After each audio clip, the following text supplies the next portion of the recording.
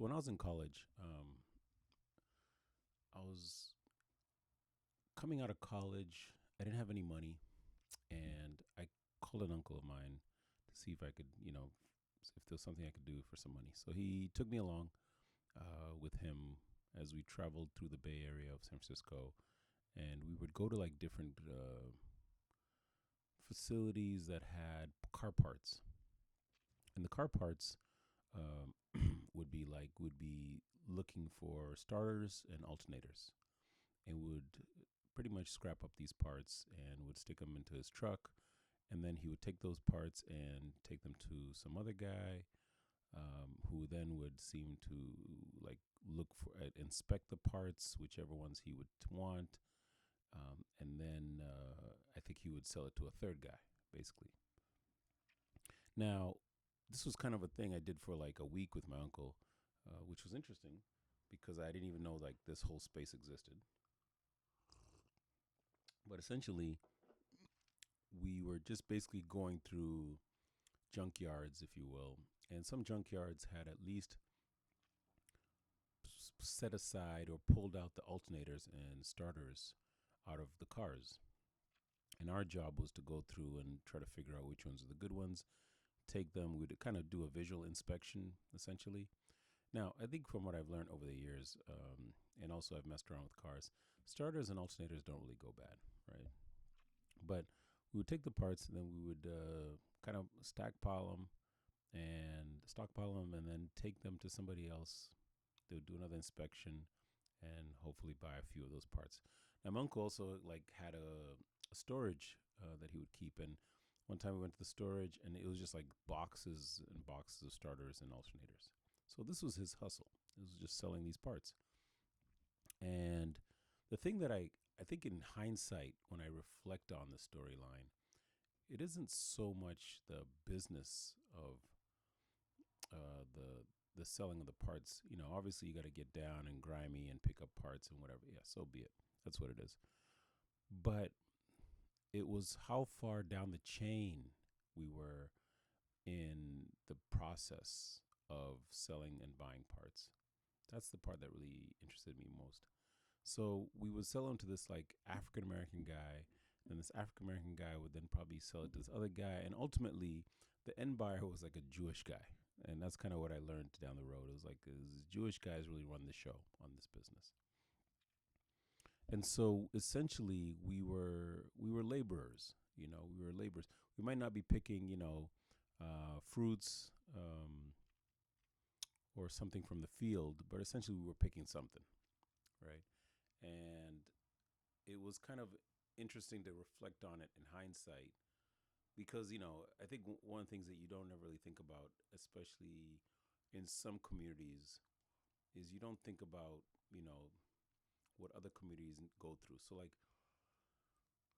as I think it's very commonly known in most of California that the Mexican community pretty much kind of has a lock on the agricultural business. They do the most of the picking and gathering, and historically, the African American community used to also be kind of the labor force of picking things. Cotton and whatnot is kind of one of the staple things that are very well known.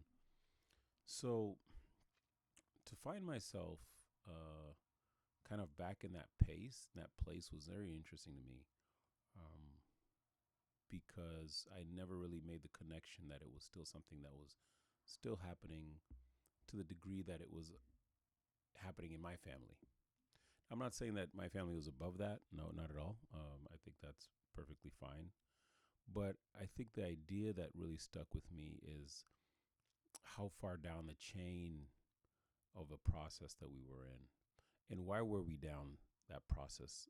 Because ultimately these alternator parts are just being sold to shops. They're being sold to stores as parts. The store will buy a used alternator part, charge the customer a brand new price, possibly a refurbished, as they would probably call it, and that's it. And all they did really was just get an old part and resell it.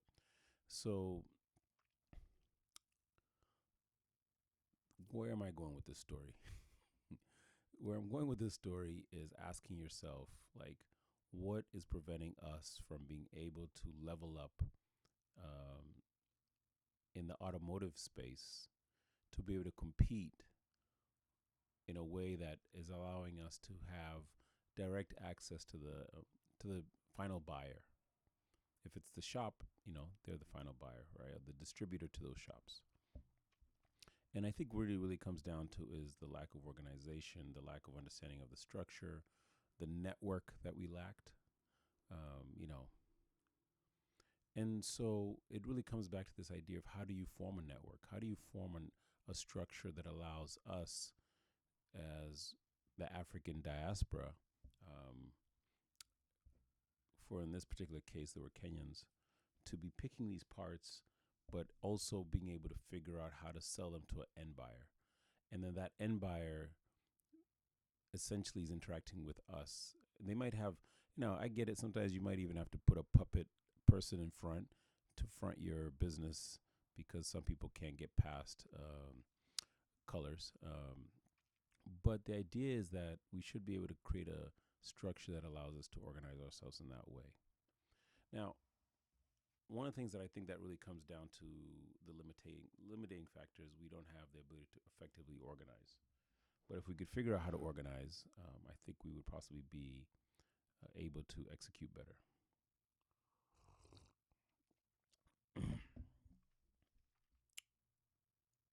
So,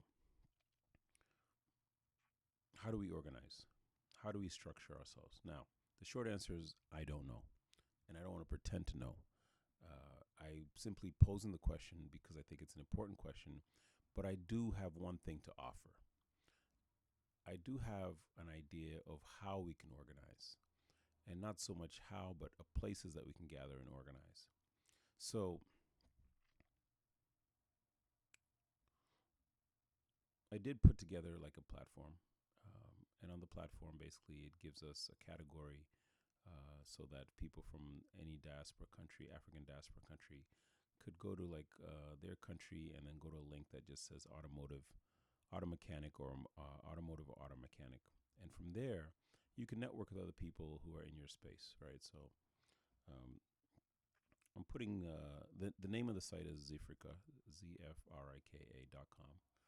And the idea is that you don't really have to be you don't have to know all the pieces, but you know something in this space of auto mechanics. And by contributing what you know and other people contributing what they know, we can effectively solve a puzzle that is a lot bigger than us. And we have enough pieces in our hands to figure out how those pieces can come together.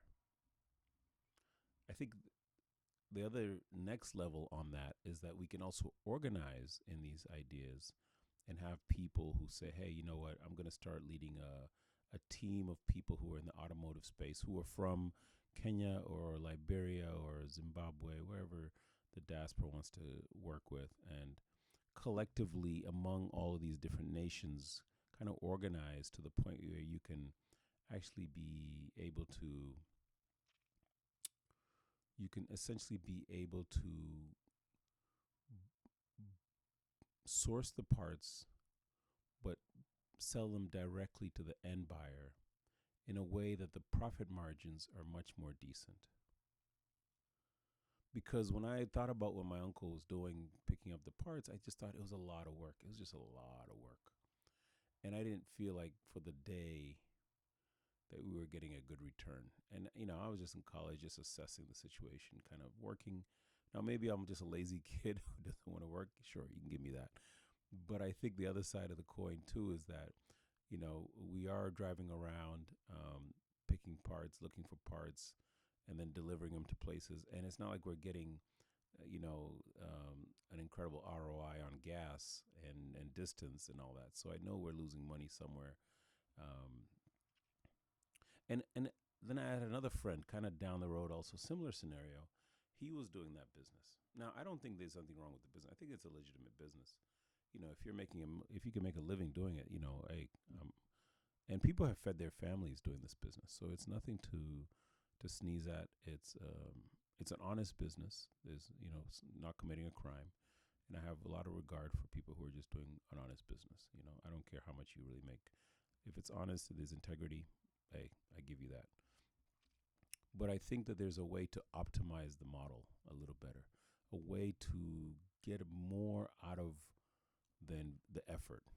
But it's not about driving faster. It's not about visiting more sites. It's not about sourcing more parts. It's about organizing better.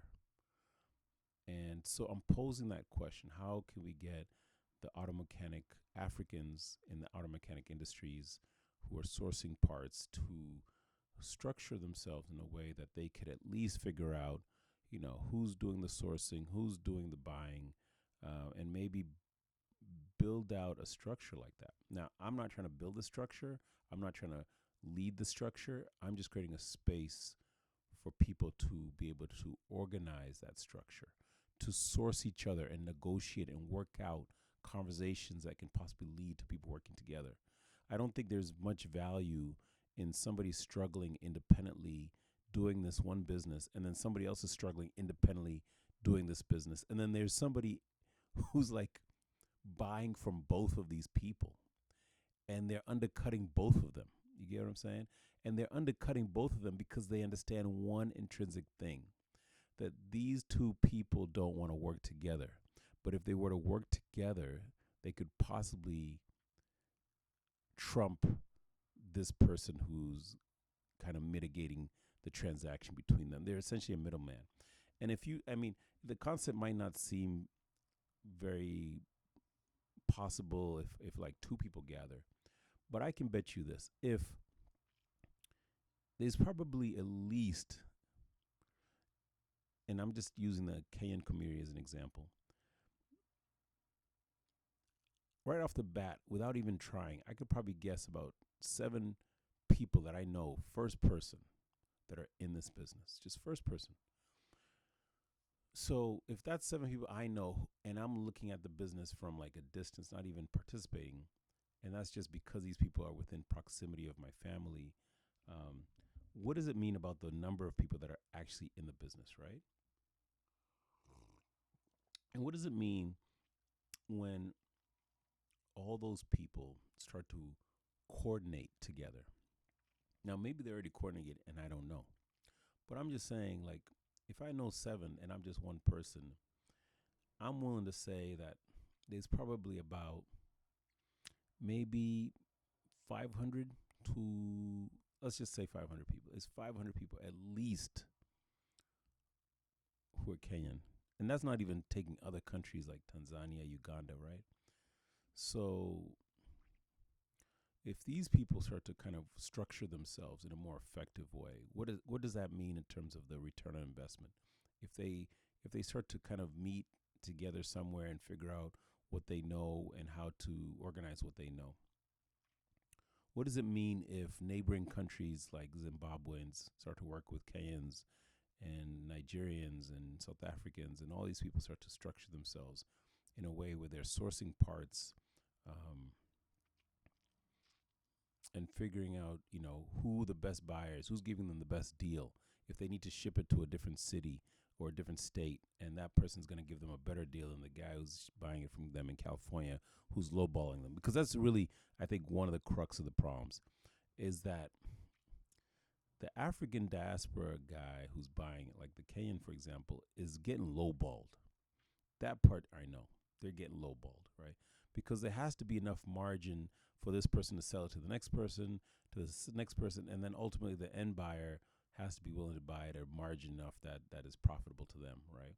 So in order to preserve all these margins, you're lowballing the guy who's going out there and actually sourcing the parts. Now, the only thing that person is doing wrong at the very bottom of the chain is that they just don't have the network. They don't have the insight on how to structure themselves. And that's what I'm trying to offer in this conversation. That's what I'm trying to say by, hey, if we could create a space where people can come together and chat. So take me up on the idea if you think it's interesting. Go to this website that I'm creating, Zifrika, ZFRIKA.com.